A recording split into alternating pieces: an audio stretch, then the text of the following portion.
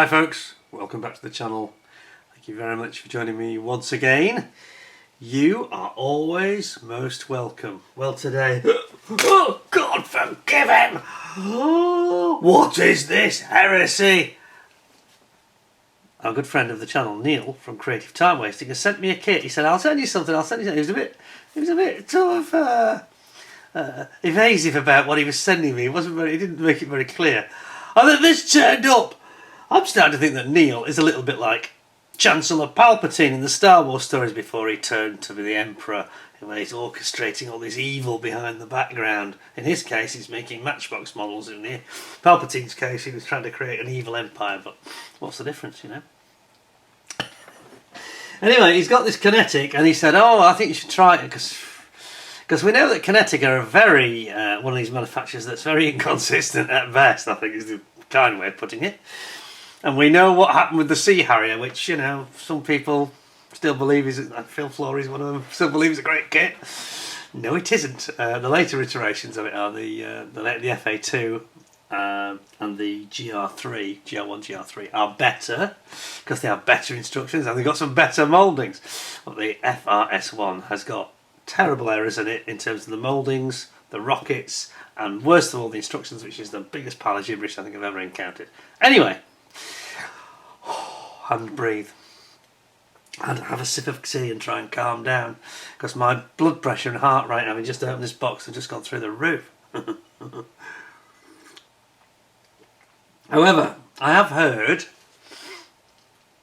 somebody told me that, was it the Kinetic Pucara is very good.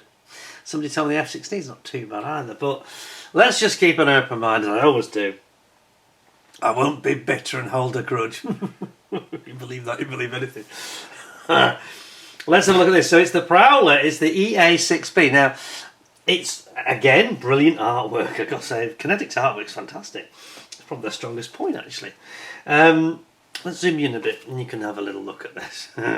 This is going to be quite entertaining. But I just want to warn you now, whatever I find in this box, given my experiences, I'm just going to say, buyer beware. Don't take anything I say based on what I see as gospel, because we all know what happened with the Sea Harrier. I think I gave that 9.5 out of 10 or 10 out of 10, 9.5 I think. And the build experience was tragic, frankly, because you can't absorb everything when you're trying to do a review. Keep it entertaining, keep it fairly short. But that looked great, the plastic looked great, and then when you start assembling it you thought, what, none of this fits? None of this fits! And breathe. Count to 10. You know what I mean? I'll tell you what, that scarred me for life, that kit. But anyway, you know, they do this beautiful box style. Let's zoom you anyway. Well, let's try and be objective about this. So, yeah, and it reminds me of the Final Countdown movie, or indeed Top Gun perhaps as well, but I always think of the Final Countdown movie when I see these. Or, what was it, Behind Enemy Lines, the Gene Hackman movie? That was about the Prowler, wasn't it? There was another film, wasn't there? What was the other one about Prowler that crashed, I think, Behind Enemy Lines, was it? There's another one. I'm sure I saw it. Anyway, it's 48 scale, of course, and it's their kit number K48112, and it comes complete with the EPU tractor. Hey, how about that? That's on the carrier deck, obviously. And it says, oh, we get a little bit of write-up. So, I mean, I don't want to be too negative about Kinetic, even though I've had such an awful experience with one of their kits. I haven't built any others, in fairness, put me off for life, but they're quite good at giving you some background, even though it's sometimes arid, as we found out with the Sea Harrier.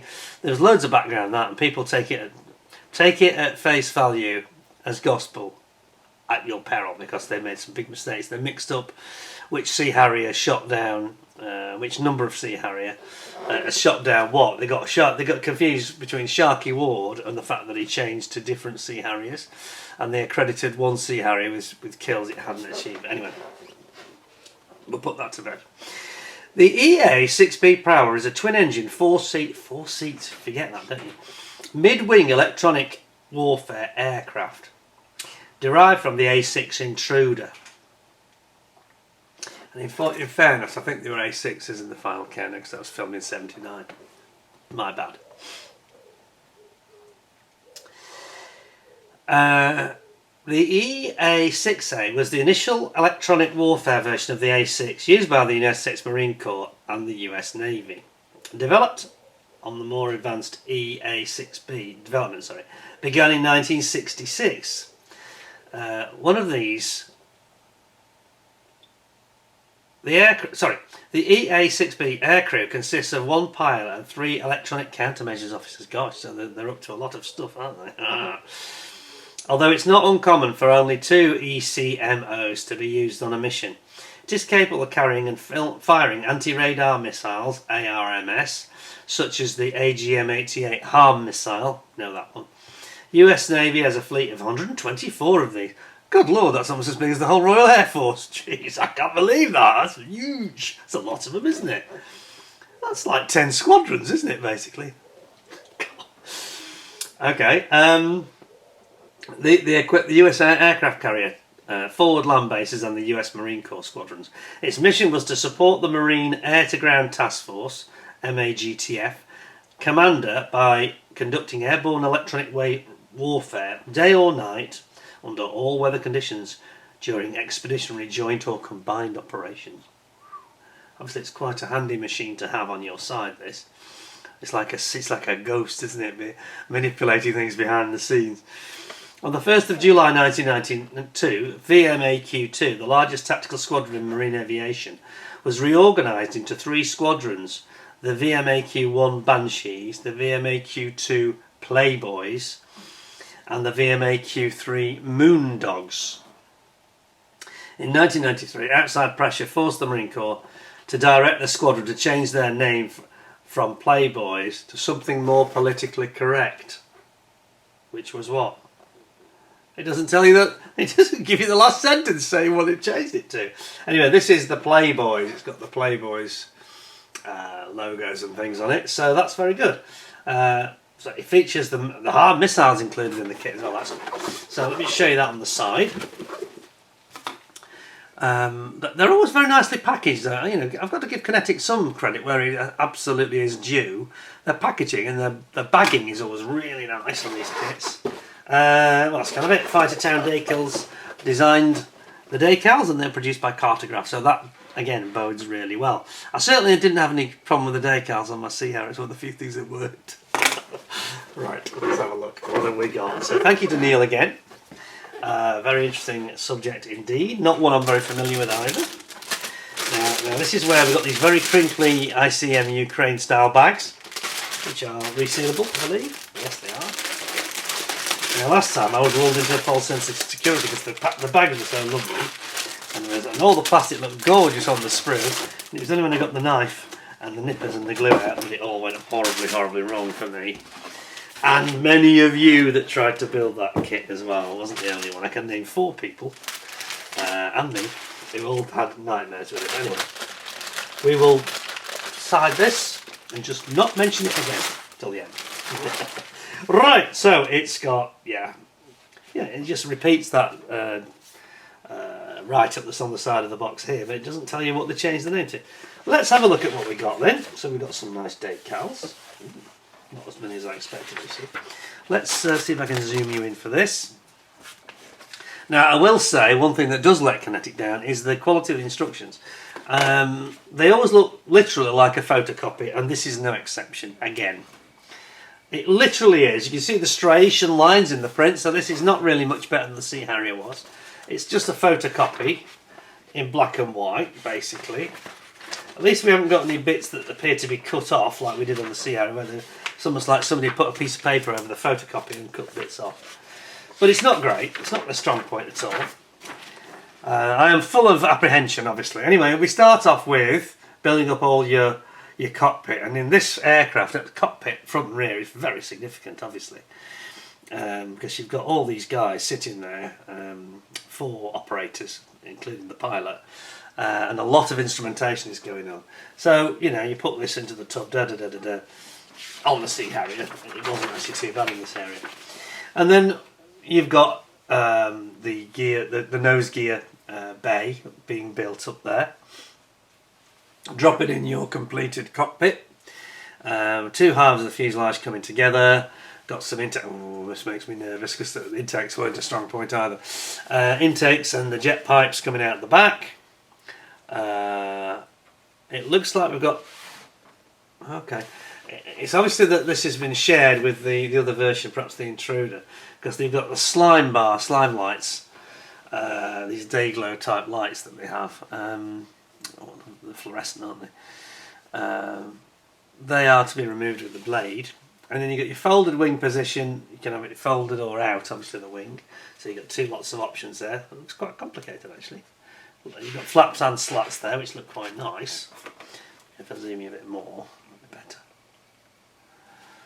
Yeah, there's quite a lot going on in this this wing, isn't there? Really? Yeah, quite a lot going on there. Then we have got, if you have the wing extended option. So does that mean they provide two lots of wing? I think they do, don't they? Yeah, they do actually provide two completely separate options. It's not just a case of gluing in the extended bits. It's a separate wing. And then we've got underneath. It does remind me a little bit of a Buccaneer when you look at it like this. Just the shaping of it, The inboard sections of the wing. You got the nose and one or two things like the arrestor hook going on there. I would just add one thing. I'm bound to say this, aren't I? That they give the reference for the MiG paints. They do give some paint references, but it's all MiG. Now they do give you over on this side an equivalent, so you just got to decode it. I think it'd be far better if they just said, A, B, C, and not say MiG. That's no need to put MiG's name in there. That's just very confusing, a little bit off-putting. But anyway, at least they are giving us some guidance, so that's okay. Then, getting to the gear. So, this MiG thing is really starting to annoy me straight away because it's just too much. It's too specific info, isn't it? I'm sure most people in the world are not using MiG, but anyway. So we're building up our nose leg and the nose wheel and the double wheeled gear. Then you've got there's a light here and there's the actual gear bay door. And then you're going to build up the struts for your main gear. And again, it does look like a Buccaneer, doesn't it, when you see it like this? It does remind me of a Buccaneer at this angle. Putting on all your pylons, let's hope they've made that clearer than they did. It's very hard to tell at this stage without checking the parts, but they completely mixed up all the part numbers on the Sea Harrier, so let's hope they got it right this time. Do not install if the wings are extended. Right, okay, of course. That's just the end of the framework of the basically the bulkhead at the end of the part where the wing breaks apart. Separates, I should say. And then you've got all sorts of lots of sensors and ECM related transmitters and aerials and things.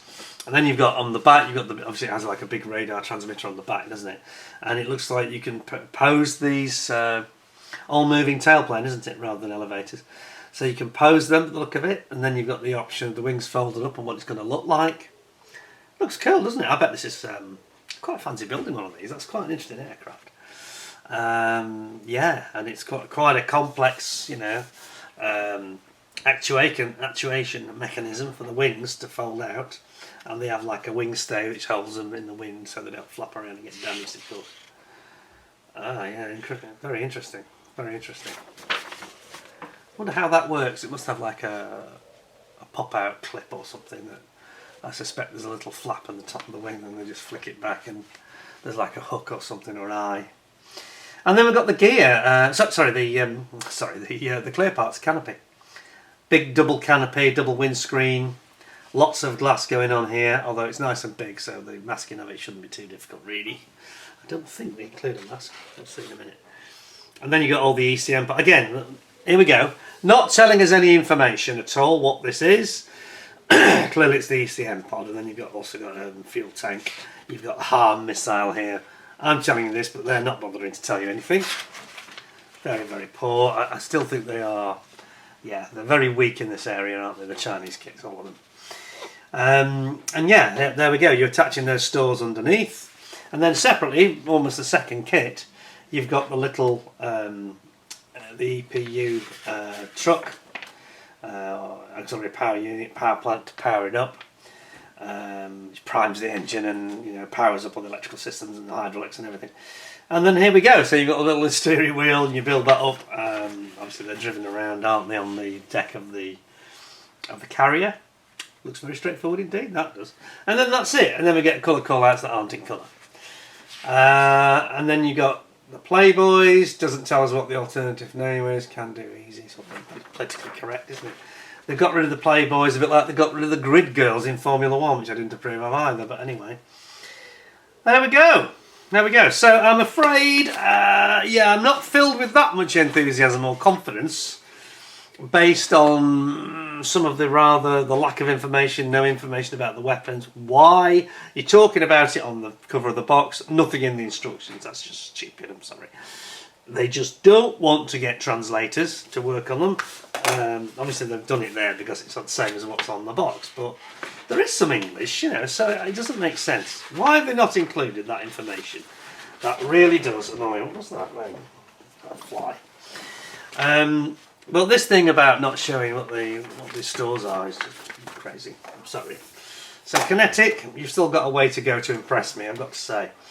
And I suspect I'm going to love the plastic, but I've just got that serious reservation based on experience. It's not a grudge or anything like that, but once bitten, twice shy, isn't it? You can't really blame me, can you? I'm sure anybody else that's had the same experience as me on that Sea Harrier will feel the same way. But here we go. So some beautiful decals. Let's give them credit where it is due. Fighter Town decals. Actually produced, of course, by Cartograph in Italy. And right up to the usual standard. I mean, Cartograph, they're like the Tamiya of decals, aren't they? They just hit it every time. They're beautiful, aren't they? Absolutely gorgeous decals, and lots of stencils as well. So that's that. So coming back, it's time to look at the plastic. So I've just got this strong reservations about it all. Just not convinced, They are kits that look great when you do the review, and you only find all the horrors later on, I'm afraid. And then I get the blame if I'm not careful. Right, where do we start? Let's start with the fuselage, I think. At least we've got nice bags that we can reseal, which is good. But they do that very well.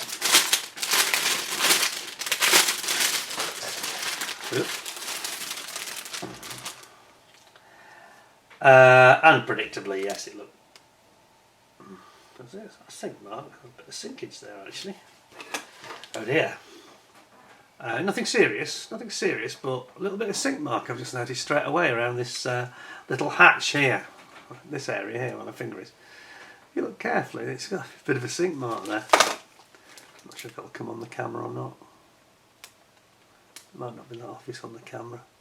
But the panel lines are nice. A strange sort of surface quality to it. It's very, it's very smooth, but it's very nice. And this is the slime bar area, the slime lights, as they sometimes call them. You've got to remove that. Well, that's annoying because that's a little bit. That's going to take a little bit of effort and real care. Real care not to damage that. That's going to have to come off. We're really having trouble, aren't we? Hang on a second. That's why. There we go. Yeah, so you're going to have to remove all that, which is a little bit frustrating. Just be very, very careful, take your time scraping that off. But in terms of the tail, it's some beautiful detail there around the rudder and everything. Some of these aerials and all the panel lining, the riveting is very, very nice. Not many rivets, to be fair, just mainly around here. Whoops. Camera's not playing ball today, is it? It's come back a bit, there we go. Just a few rivets around here, but it's nicely done. Is there any more sinkage? Is it just there? Now the other side, it looks alright. No, it's this little panel, it's fine. Can't see any problem with that. It's just on the other side there, it's just a little bit sinky. Just around there. Nothing major though, nothing major. I don't think you're going to notice it. Probably won't show up so much when it's been painted anyway. It's a big old thing, isn't it? It's quite a big model. It's not a small kit, this at all. It's when it's built up with its full wingspan out, it's going to take up quite a bit of your desk, I think. And your workbench. A monster. Right, what's that?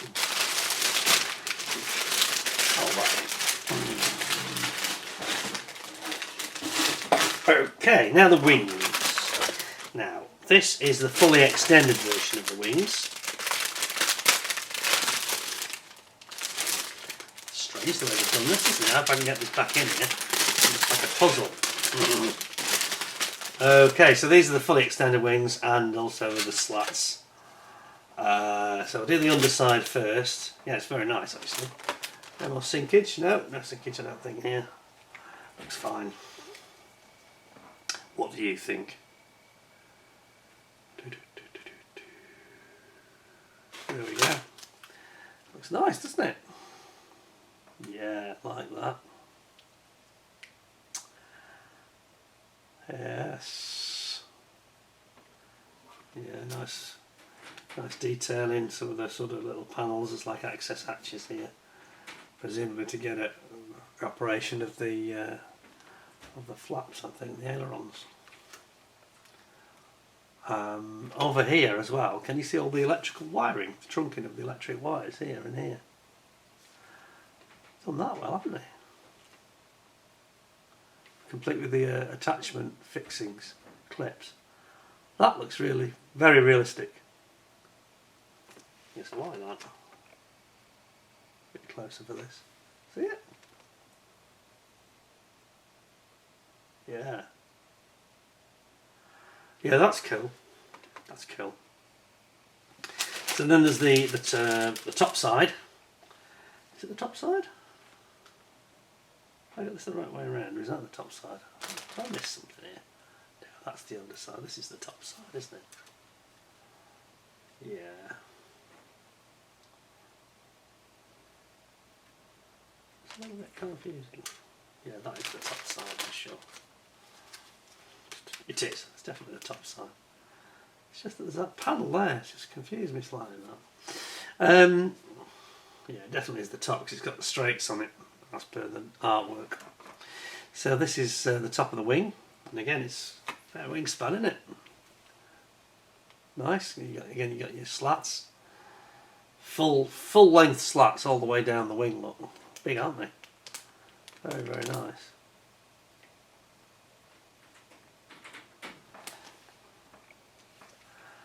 Yes, we like that. Nothing wrong with that. Yeah. Okay. Super. Now then, just the challenge of getting that to go back in its bag, which I really like to do on the spot if I can. Ready for this? Align that together. Should do it like that. Look at that, got it in one.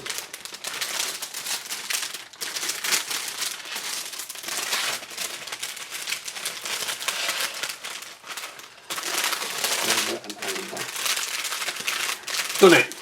Hey. Right, clear pass. Now on the Sea Harrier, they were okay. Did they have a seam in it? I can't remember now. I think they had a seam in it. I think I remember having to do some polishing. Well, I have to say that, to be honest, there's the clarity's good, the quality's good, but there is a bit of distortion. I don't know if I'm going to be able to demonstrate this properly to you. Maybe if I get, I think last time I got something white, it worked best. Let me just see if I can show this. It's particularly on these two panels here, which I think are the rear panels. Is it the rear? Yeah, it's the rear. These two. Can you, yes, you can see it. Okay, so if I use this, you see the distortion. Can you see it? And this one.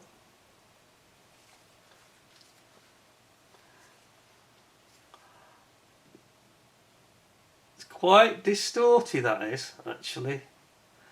I would say that was below average, you know. Recently had the trumpeter, the Barracuda. I think that had better clear parts than this. Qatari Spitfire's perfect. ICM perfect. But there is a lot of distortion there. Look on the other parts, lower down. So that's the. Look at these ones. Now this Yeah, sorry, actually, this I think, to my eye, naked eye, is the good one. This is the one I thought was very distorted. Can you see? They're not brilliant, are they, those? See it at an angle. Let's just do it this way. And this technique of using the... Look at that, can you see? Definitely not the best, is it? That's definitely not the best. Yeah, well, we won't dwell on it, but yeah, that's a little bit rubbish, that, actually. However, being in fairness, completely fair to them, my test is a quite a brutal test. I'm not sure if it... Just see if it shows on the windscreen at all. Again, it's not up to ICM standard, is it? That nowhere near, actually. I think it's yeah, more work to do there. They're not bad. It wouldn't put me off the kit, in fairness, but because to the naked eye, it doesn't look quite as extreme as doing the white cloth test. But I did notice with my naked eye that back glass was definitely a little bit distorted when I looked at it with the box behind. So yeah, it's not terrible, but it's not great either. Not something that would honestly, perhaps in the finished kit, your eye probably wouldn't notice it, in fairness. It wouldn't hold me back from buying the kit, but they're not going to win me prizes for the clear parts, I don't think, Let's have a look. I think I'm going to have to knock it a quarter off for that. The rest I expect will be okay, based on previous form. That nose is coming off the sprue, isn't it? It's detached. Ooh, it's wobbling around. I don't think it's going to make it. I don't think Neil's going to be very pleased if this comes off. Dear, oh dear. Here we are. See it wobbling around? That nose. It looks like it's about to part company, doesn't it? Very gentle. Oh, doesn't bode well. Now look at the cockpit. It's a great big cockpit tub for four guys, 4 operatives. Look at the instrumentation. The instrumentation is nice, isn't it? Look at this. Oh yeah, that's nice. Absolutely brilliant. And there's lots of here's the bulkheads. It's got the rear wall with all the electric conduits and the hydraulics and what have you. That's where the ejection seats go up against, isn't it? Here's your ECM pod, or one of your ECM pods. It would be helpful if they actually describe what they were, which they didn't do, which I think is really poor, especially on a complicated thing like one of these. So this is the bigger pod, I think, the inboard pod. But yeah, overall that's very nice. It's no major problems apart from the nose wanting to come away. They've gone a bit light with the connection point, which is perhaps not a bad thing really. It's perhaps better that it comes off than having to cut off a real tree trunk or a contact gate point, which gives you real problems, Oh, sorry. A bit ahead of myself. I've got some screws in my bag. The second screw, which I haven't done. This has got the second screw is actually the little tractor unit, almost like a kit of its own, in its own right. The little tow tractor, the EPU, sorry, external power unit it stands for, of course. All the electrical, mainly electrical power, isn't it? I think. I'm not sure if they have any hydraulic power. And it's quite nicely done. I mean, the detail's good, isn't it? Look at those wheels. Hey, quite sporty, look like alloys, don't they? I'm sure they're not. But, on this side, you've got the tyres. It's just basically a big battery box on wheels, isn't it? Really, a mobile battery. It's a little more than that, really. Well, that's fine. That's very good. Oh yeah, and you've got the front of it there with the radiator. So it must be air cooled then. Air cooled, water cooled, you know what I mean. Via radiator. Oh, very interesting indeed. Okay, that's that one. Let's try and get it back in the bag then. Okay, no problems at all there, all good. I know you could get the Sea Harrier, couldn't you, with the, they were doing a deal where you could get it with the EPU. I think it's based on the American design, isn't it? God knows much differences. I say based on the American design, I think we just bought them, didn't we, from America. Right, here we go. So we've got some more ECM pods and things. We've got our ejection seats here. We've got our nose gear tyres on the right. Ejection seats, which do look nice. They do these quite well, do Kinetic, in fairness. Great detail there. Yeah, nice, isn't it? And then we've got one of the main, there's two of these, this sprue is duplicated by those two of them. So your main gear wheels, and you've got some sway braces there for your weapons, stroke, countermeasures pods. Well, it's really for, sorry, it's for the harm missile, actually, because they're like a fixed pylon for these. These are so, these things here are so meaty, they have like a fixed pylon, there's no sway brace. And then the actual tyres for the main gear, one side anyway, is here. And then there's the wheel. That's not, oh, sorry, that's the nose wheel. Nose gear wheel, not the main gear. And then you've got these various intakes and antennas and aerials, etc. Over here it looks like we've got the little propeller spinners that go on the front of the ECM, that powers the ECM pod by, obviously by the airflow, drives the electrics for them. And as I say, there are two of this sprue, two of those. Quite nice, isn't it? Nothing wrong with that. Goes in there. Another crinkle crinkle. And these crinkly bags seem to pick up very loud on my camera, disproportionately. And I listen to it like you do on the live show. It's like, whoa! God, they sound louder than they do in real life. Still not quite. Right. Now then. Oops. That adhesive trying to come off now, I'll go the other way. Sometimes it tries to part company from the film if you plot it too quickly. It goes a bit too rough, I don't know. Right, now they've got some meaty gear here. We've got the arrestor hook, we've got the main front gear leg, which is very meaty on these, of course, because it has to withstand the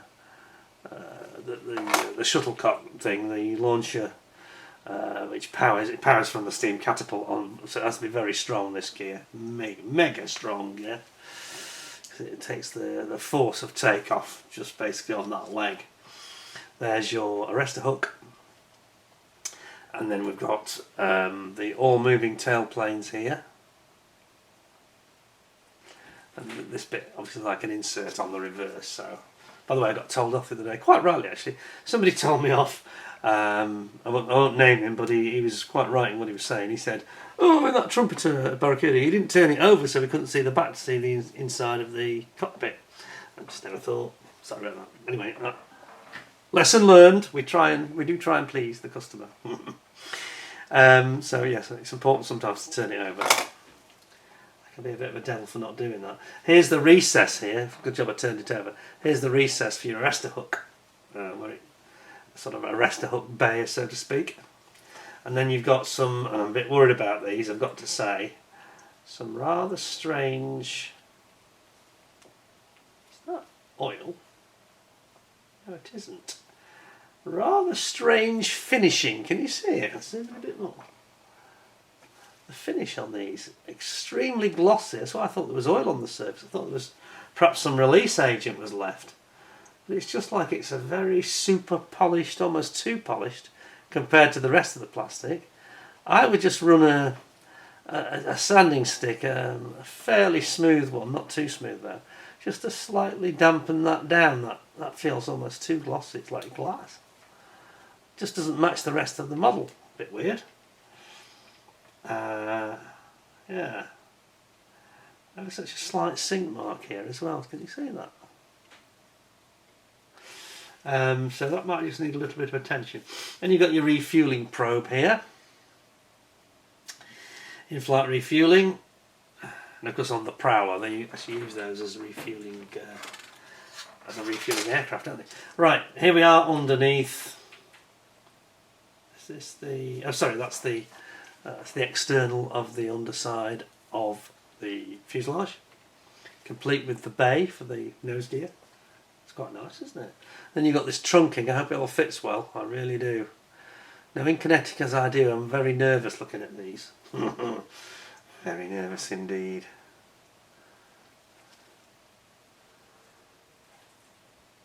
And then you've got this folding mechanism, which, to be fair, looks really cool, doesn't it? That's nice.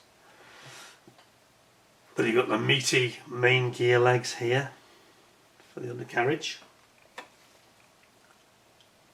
and the retraction arms, and then some of the doors here, of course, doors for your gear. And then, oh, you've got the intake. Yes, that's the intakes, isn't it? That's the compressor blades and intake. And you've got some detail on the back of these gear doors. Very nice, actually. Yes, they've done that very well. And then more detail here for the internals of the cockpit. That's the ejector pin mark in the middle of that. That was a bit unfortunate. Oh, there's 3 of them. Oh, I'm not so keen now. Now I'm not happy. Hang on a second. What have we got here? Ejector pin mark, ejector pin mark, ejector pin mark. And this has got a bit of a nub left over as well, so that needs cleaning up. So, yeah, that'd have been better if they'd have not done that. They should have put ejector pin lugs on like ICM and Tamiya do. And Qatari for that matter. A bit of a black mark there actually, so that's another quarter point's going to come off, I think. So I think we're down to 9.5 at the moment,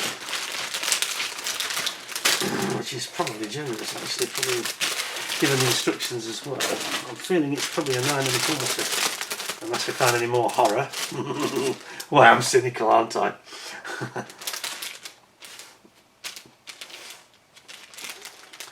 They're strange though, Kinetic. They sort of flatter to deceive you. Let's have a little swig of tea here. They do flatter to deceive, I think, Kinetic. They look a lot better in the box than they actually work out when you start building them.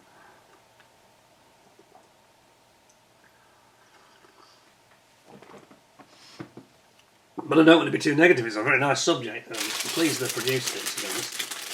It's like with the Pucara, the Falklands Pucara. It's a shame they haven't done a Skyfork. I don't think there's been a Falklands version of that, have they? Here we've got some weapons, and these are the ones that kind of annoyed me because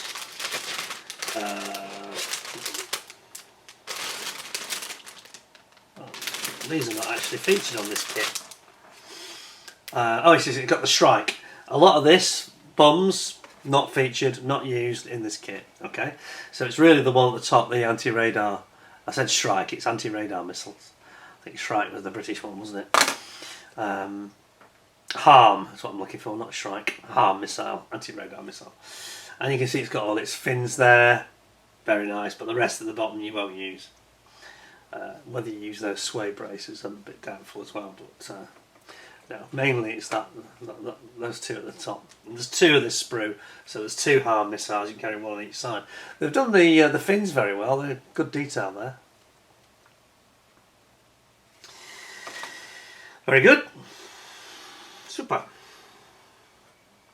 Like I say, I'm liking the subject. I think it's a really interesting one, and yeah, it's good that this was done by them. They do choose some quite good subjects, something a little bit different that other people have not got round to doing, like, you know, Pucara.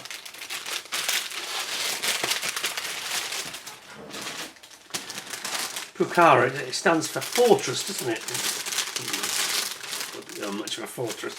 They're alright against, you know, defenceless ground troops, but there's not a lot that can't take it on. It's almost like an Argentinian version of the Bronco, isn't it, really? Thinking it like that. Finally then, last one. And this is the one that's got all the wing parts for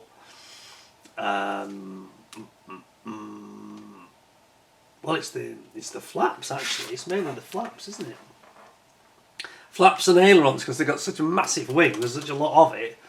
here they are. So we saw on the main wing you have the slots on the same sprue. Here we've got the actual flaps. God, they're massive, eh? But you need a lot of flap, don't you, when you're landing on these aircraft carriers, which is a super short runway, isn't it? Life or death, you need a lot of flap to slow down and really be able to just drop it on the deck, and that's what this is all about. And then over here you can see it's got all the, again, some of the internal working gear for where the split is. It's got the sort of female section and the male section where the actual the hinges are. See that? They've done that nicely, haven't they? Those are nice. I like that. Yeah, that's cool. And then you've got lots of other little bits and various trim parts and one or two little bits of basically it's the hinges, it's the actual actuation the actuation hinge, if you like, between the wing and the actual flap itself. So, and then here we've got, I think that's different flaps. That's the flaps, I think, when they're closed, I think. Slats, I mean, sorry, slats when they're closed, at the front of the wing. Very nice though, very nice, great detail. I like the way they've gone to town on that, really, that's really quite impressive. So that's it, really. A couple of pylons and that's it. I like it, actually, I do like the kit. I wouldn't want to put anybody off buying it. I think it's very tempting indeed. Good subject. Quite well executed, apart from the things I've mentioned. So, the negatives are, the clear parts are not the best we've ever seen, let's be honest. They're not bad, they wouldn't put you off buying it. They're not that bad at all. They're not like that Border Heinkel 111, which I thought the clear parts were just dire, really, for the money especially. Now, bear in mind what I said, that was lent to us by Stuart, and he sort of agreed, having seen the review I did before I sent it back. As soon as he got it back, he complained to his supplier, and they sent him a new set of clear parts that were absolutely fine. So it just goes to show you they can be very variable, these things. Very variable. So he's now a very happy customer, and the fact that I've got it all on film and he was able to show my video, saying, well, look at this, look at the evidence. I think they just thought, yeah, fair enough, slam dunk, that's not good. We will replace them. And other customers I know have contacted me and said, well, mine was all right actually. So there's variation in that production process somewhere, isn't there? Am I going to get these in? This is going to be fun, isn't it? That's they've made it a very tight fit, I'll tell you. Let's put it like that. I think I might have it. This is like a Krypton Factor challenge, yeah. Yeah, they've done it. They've done it quite good with it. You can put them sideways and that helps us a lot. I think we've got it. We've got it! Look at that! How professional was that, eh? I don't need to reseal anything. Oh, fantastic. So overall, yeah, I think that it's got great box art, nice packaging. Presentation just falls apart as soon as you get the instructions out, and it's got this photocopied instruction. No details about the stores or the ECMs or anything to tell you anything about them. It just literally mentions them on the outside briefly and then that's it. It doesn't tell you what's what. That's not good enough, you know. It just isn't. Pathetic. It still looks like a photocopy. And then you've got one or two of these ejector pin marks. So I'm going to stick with what I said. I'm going to say 9.25 out of 10. It's not, none of those things would stop you buying it. It's just little irritations and they shouldn't be there. I mean, these are what they're costing. Is it about £65–70? It's not cheap, I don't think. That's just off the top of my head, so I'm sure you might be able to get cheaper than that now, I don't know, but it's around the £60–65-ish, give or take 5 or 10 quid, isn't it? Not a particularly cheap kit, and some things there that, I mean those instructions, we've just recently seen that Qatari Spitfire. I mean, it goes without saying, doesn't it? It's like Wing Up Wings, and it's just, its instructions taken to the level of an art form. Those are like something from 1980. Yeah, you know, I think there was one of the Airfix kits I got from that era where they were actually like a photocopy. That's just terrible. They need to just get some proper instructions printed. Get some proper detail. When you're offering all that blurb, you know, going on, it goes on about the Playboys had to change the name. Well, didn't say what they changed it to, which you know, it's an incomplete paragraph. That it's a bit strange the way they've done it. Just a little bit of Chinglish is creeping in again, you know. So there are some improvements, I think. I thought the decals were lovely. It's a good kit, just not maybe a great one. You know, it's good. I'm going to say I'm sure it'll build up, but I'm not sure. That's the problem. I just don't know. So if Neil, if you are going to build this, please let us know, because I'll be fascinated to see what your experiences are of how it actually goes together. I've got concerns around these intakes, front and rear, to be honest, and the trunking. Other than that, no, I did. Overall, I really liked it. I'd say, yes, I would be tempted to buy it. Anything above 9 is a good score, a very good score. So I don't be too difficult and sound a bit curmudgeonly, but there's just still some niggling laziness that they just won't get past, and they don't seem to be able to bother about. And these photocopied instructions with poor information in it is crap, really. And using ammo MIG references all the way through, it means you have to keep going back all the time. It's a little bit frustrating. It'd be better if they just said paint A, B, C or F or whatever, instead of constantly quoting MIG, which makes it look very cluttered on the instructions as well. Got mixed feelings. Cutting off the slime bar lights, I think that's a bit of a pain as well. I think that's them being a bit lazy, because they've obviously taken that moulding from the Prowler, yeah? That's where it's come from, isn't it?